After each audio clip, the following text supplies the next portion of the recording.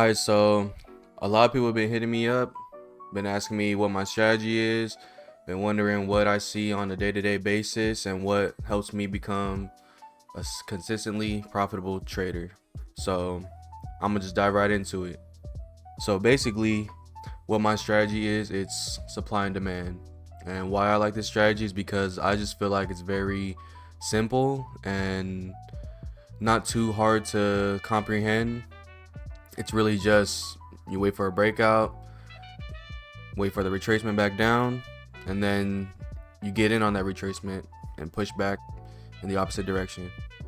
So as we can see right here, our supply is an area filled with aggressive sellers. So if we're in a downtrend, price will push down, come back up to this zone. This retracement right here, this area would be our supply. We would look for an entry somewhere in this zone and then take it back down, and then vice versa for our demand. So if we're in an uptrend, price retraces back down to this demand level, we would look for an entry somewhere here to take it back up. That's basically what my strategy is. Obviously it's not that simple, but I'm gonna get into a system that I developed by learning from experience and what's been working for me. So let me get right into it. Let me show you guys first. Actually, let me show y'all the system that I developed. So I call this the 6-step system. So we can see right here, the first thing we would wait for, step 1, an impulsive move. So for a downtrend, this would be step 1, the impulsive move right here. Step 2 would be our break of structure. Now obviously on a chart there'll be more price action over here. So let's say price came down right here. Let me just show you. Let's say price is coming down, right? Boom, boom, and it came down. Our step 2 would be this break of structure right here.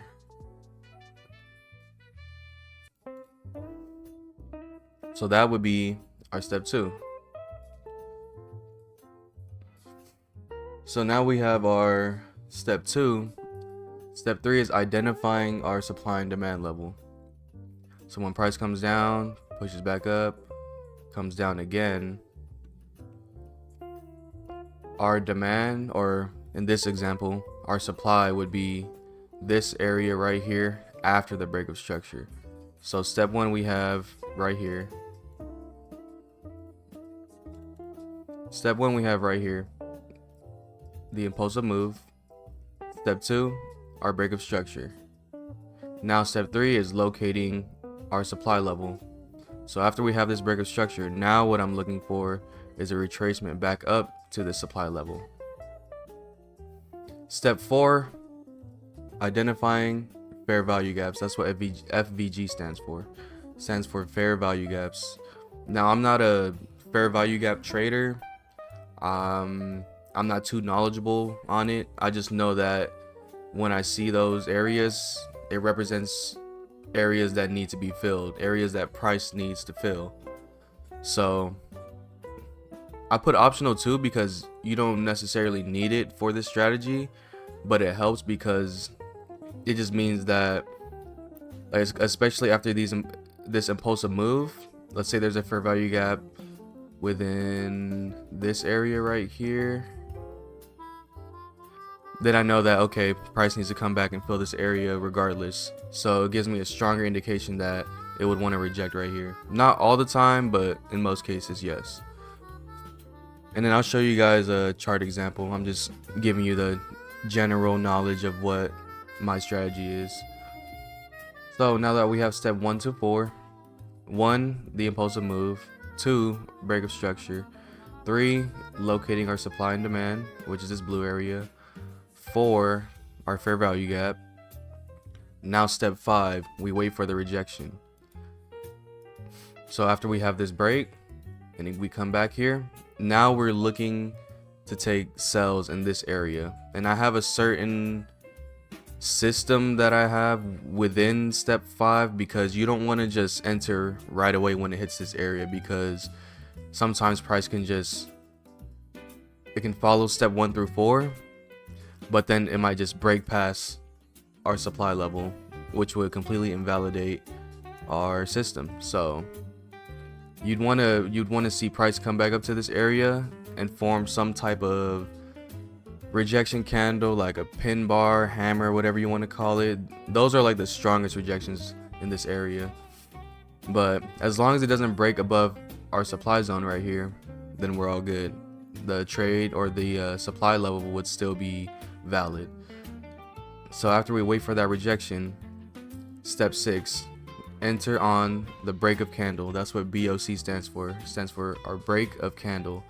So price would come up in this area and it would print some type of candlestick, and then whatever candlestick that, like the most recent candlestick that rejected our supply area, you can set a limit order on the low of that candle, the most previous candle that rejected the area, or you can just get in market order like how I do, and then you just write it back down.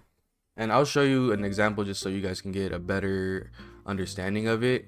I know it's hard to see with just simple lines, but I just want to show you the basics of it, of how my strategy works.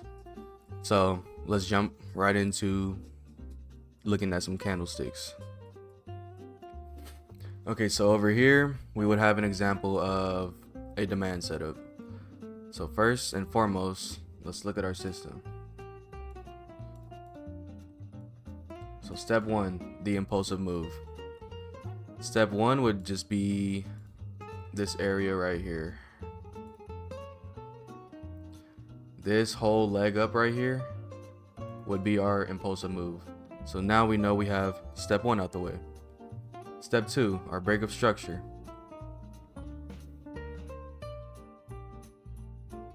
So we can see right here that we had our impulsive move. These 3 blue candles right here is our impulsive move. So step 1 is out the way. You can check that off the list. Step 2, this is probably the most important part of this strategy, because you can have an impulsive move like this, you can have the demand level and everything, but if it doesn't break structure, then it's not valid. This break of structure is extremely important to this system because it confirms the trend direction. So if price, let's say price were to come up but never break this candle, or never break the high of this candle right here, then I'm not even gonna be looking at a demand or a supply setup. But anyways, so we have step 1, our impulsive move. Step 2, our break of structure. Now step 3, identifying our supply and demand. So our demand in this case would be the last bearish candle before we had the impulsive move up. So in this case, it would be this black candle right here.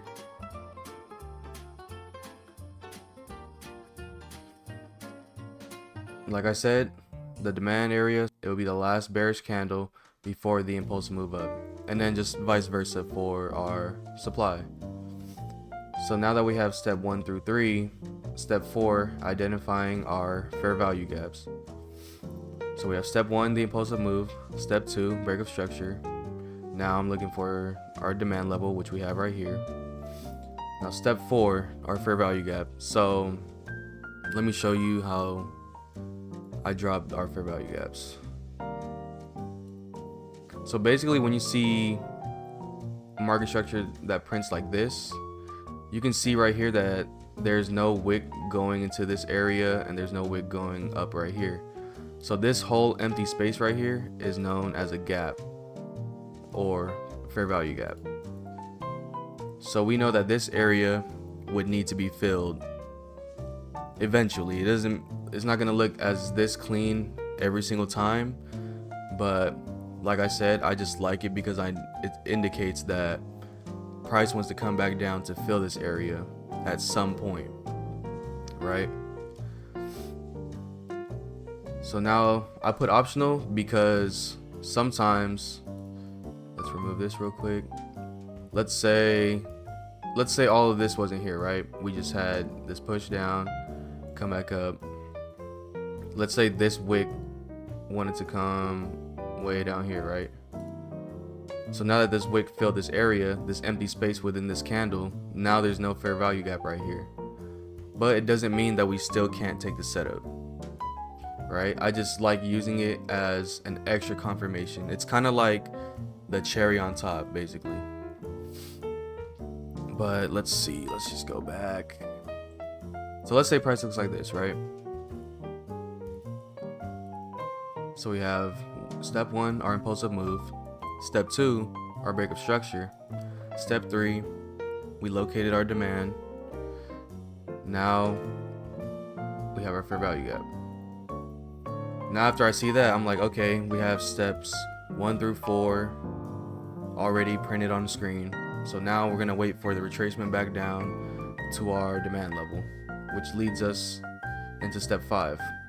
So after we broke structure up here, now I'm just waiting for the retracement back down to this zone. And now you can see that we have it right here on this candle. So once I see this is when I'm getting my orders ready. I'm not entering any trades yet. I'm just waiting to see what type of rejection is here. Because sometimes price can just do this, stall a little bit, and then completely push through. And then that would just invalidate our whole setup. And then I'll just delete everything and just wait for the next setup. But in this case, let's just say it came back down and rejected with this pin bar candle, right? Now this would lead us into step 6. So going back over steps 1 through 5, we have step 1, our impulsive move.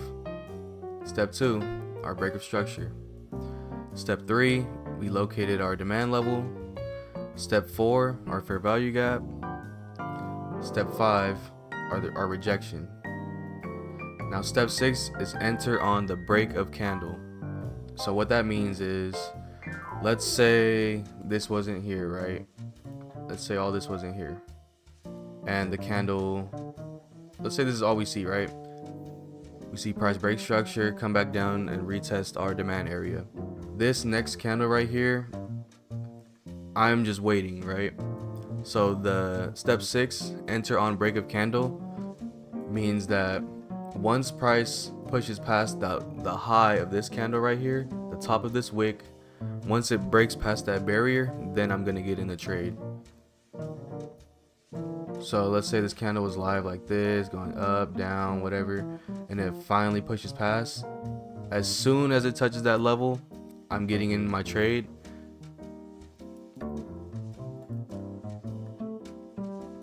Getting in my trade right there. I'm putting my stop loss right below the wick of this candle. And then in this case, we'll just target 1-to-1.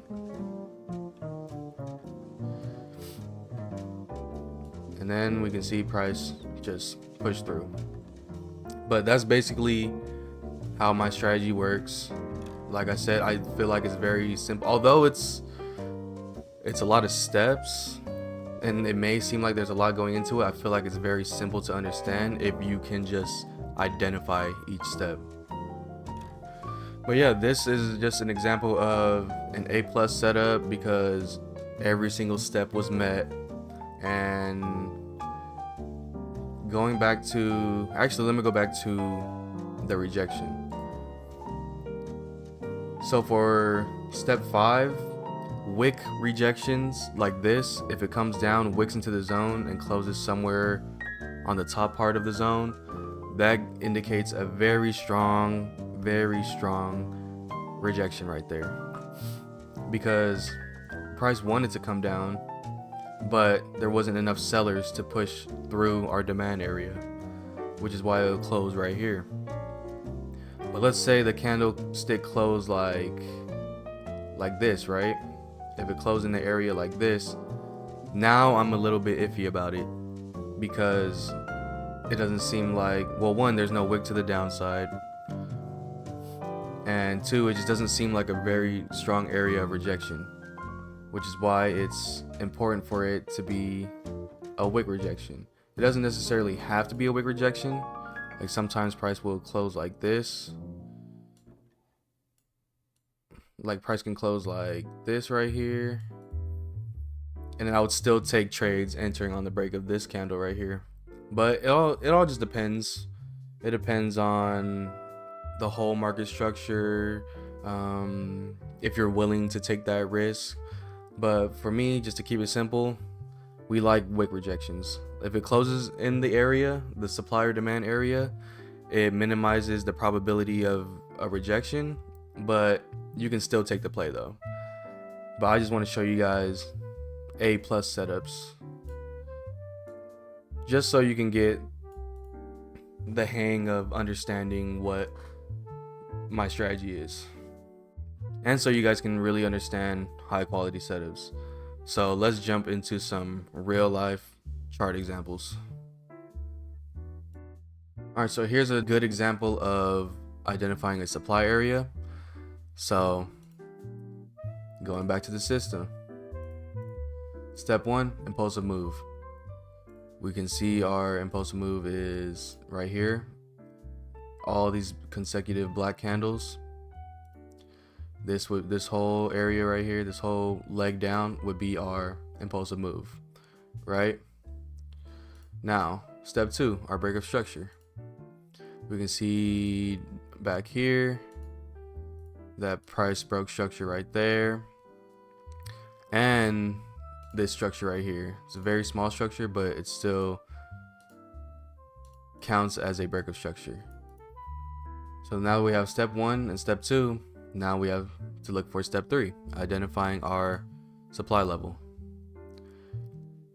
And like I said, our supply would be the last bullish candle before the impulsive move down. So in this case, it would be this blue candle right here before it started pushing down. So we have step 1, step 2, and step 3.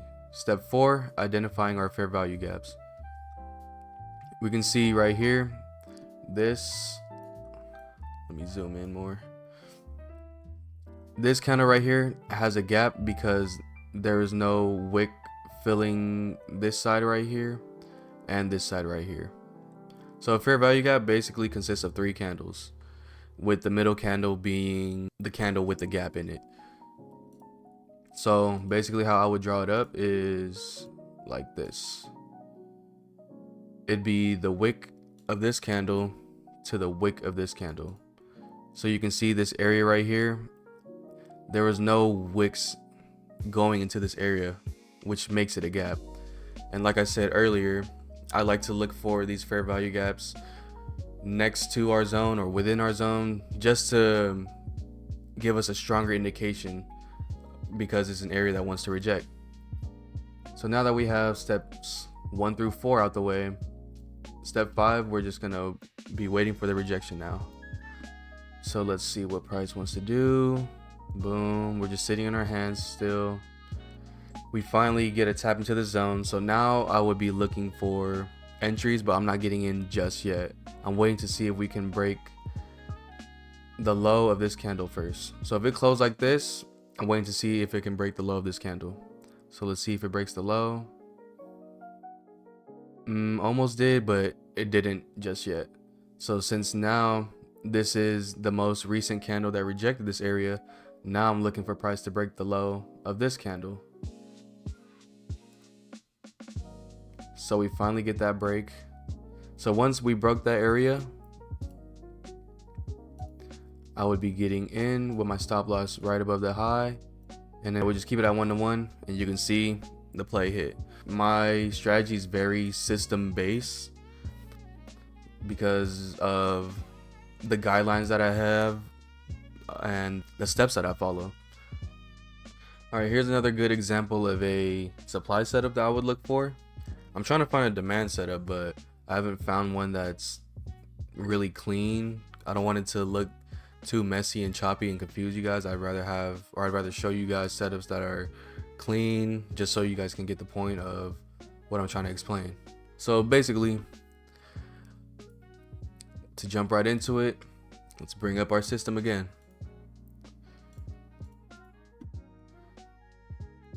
So step one, our impulsive move. Our impulsive move would be this leg down right here. Now, when you look for the impulsive move, I forgot to mention this earlier. When you look for the impulsive move, you want to look for candles like this, like really strong, aggressive candles like this. You don't want to look for choppy candles like this. Like we can see right here, we did have a push up and we did break structure, but they're not that strong. So this area wouldn't be, this demand right here, this last black candle before the push up, it wouldn't be a strong rejection area just because this move, this leg up wasn't that aggressive. So right here we have our impulsive move, 3 strong aggressive bearish candles. And another thing with the impulsive move, you want to look for at least 2 to 3 candles, right? You don't want like just one candle pushing through breaking past structure. In some cases that is fine because of market open or maybe some news drop with that force price to push that high, but or that aggressively. But I'm just trying to show you guys the basics of it. So we have step 1, our impulsive move down. Now we look for step 2, our break of structure, which you can see right here. We broke structure. So now that step 2 is out the way, step 3, identifying our supply demand. In this case, it's another supply setup, which would be the last bullish candle, which is this blue candle before the leg down. So we just draw it up like that, which leads us into step 4, identifying fair value gaps. You can see we have one right here. Again, with fair value gaps, I'd rather see these areas or see these zones closer to our supply zone, but there's a reason why I put optional, because it's not really necessary. Now going into step 5, we just wait for the rejection. Now that we have steps 1 through 4 out the way, I'm still going to be sitting on my hands until price comes back to the zone. So let's see what it does. Boom. So price finally tapped the zone and it gave us a wick rejection, which indicates a strong rejection area. So now this will lead us into step 6, which is enter on the break of the candle. So in this case, I'd be waiting for a break of the low of this candle. So right now we're still waiting. We have our we have our orders ready, but we're just waiting until it breaks the wick right here. So now we finally got that break. My entry would be on the break of that candle with the stop right above the high of that wick, and then we could just target a 1-to-1. Now let's see it play out, and boom, you can see price hits. So you can see how systematic my strategy is. All I do is just follow steps 1 through 6. Step 4 is optional, but this is what I'm doing on a daily basis every time I come into the market. Like if price is just choppy, if I don't see any impulsive move or break of structure, then I'm not even looking to trade until we meet the criteria that I set. I'm gonna try to find a demand setup for you guys just so you guys can see. Let's see. Okay, so over here we have a good demand setup. We can see, let's bring out the system again real quick. So step 1, the impulsive move. We can obviously see that we're in an uptrend. We can see aggressive candles pushing up, which leads us into step 2, break of structure. If we look back here, we can see our break of structure back here at this level. So now we can confirm that price is in an uptrend. Step 3, identifying our supply and demand. In this case, it will be our demand, which is the last bearish candle before the impulsive move up, which would be this black candle right here. Now, step 4, identifying our fair value gap.